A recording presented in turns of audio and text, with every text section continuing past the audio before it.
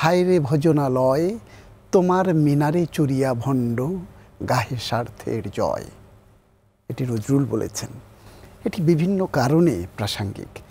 বেগম খালেদা জিয়ার ক্ষেত্রে কিন্তু এই বিচারালয়, যারা গত 15 বছরে সাড়ে 15 বছরে এই বিচারালয়ে ছিলেন, তারা কিন্তু রাষ্ট্র বা সরকার প্রধানের বা তার দলের বা নির্দিষ্ট কোনো মন্ত্রণালয়ের দ্বারা নিয়ন্ত্রিত হতেন।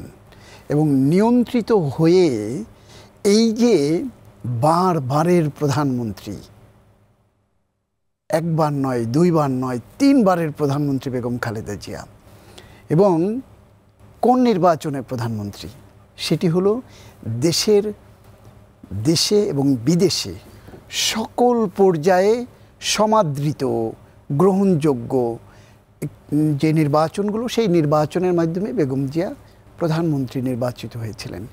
সেই প্রধানমন্ত্রীকে এই ধরনের কালিমা লেপন করবার জন্য যে মামলাটি দেয়া হলো, সেই মামলার আজকের 17 বছর পরের রায়ে বলা হচ্ছে যে তার সম্মানহানি করা হয়েছে এবং প্রতিহিংসামূলক করা হয়েছে।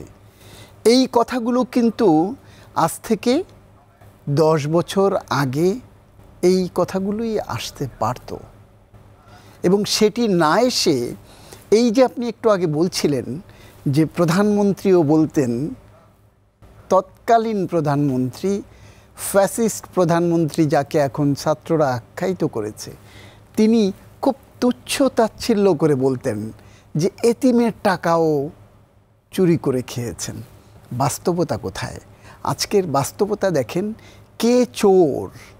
আজকে বেগম খালেদা জিয়ার মুখ থেকে শেখ হাসিনাকে নিয়ে এ ধরনের একটি কথা কখনো কোথাও কেউ কি শুনেছে? আপনি একজন মিডিয়ার কর্মী হিসেবে কখনো শুনেছেন? কিন্তু এই যে শেখ হাসিনা যখন তখন খুবই তুচ্ছ তাচ্ছিল্য করে ওনাকে রাজনৈতিকভাবে হেয় প্রতিপন্ন হয়েছে, সামাজিকভাবে হয়েছেন, রাজনৈতিকভাবে সামাজিকভাবে দেখেন কে কাকে হেয় প্রতিপন্ন করে,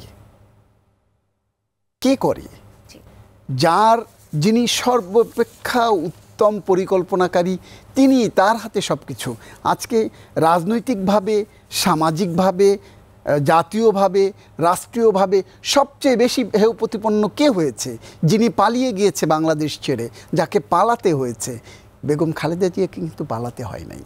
বেগম খালেদা জিয়াকে এই অন্যায় আইন, অন্যায় বিচারের মধ্য দিয়েও যে রায় দেওয়া হয়েছে, সেগুলো কিন্তু তিনি মাথা পেতে নিয়েছেন, আইনের প্রতি শ্রদ্ধাশীল ছিলেন এবং উনি সব কিছু মেনে নিয়েছেন। উনি বলেছেন সত্য বেরিয়ে একদিন আসবে, সে সত্য বেরিয়ে এসছে আজকে।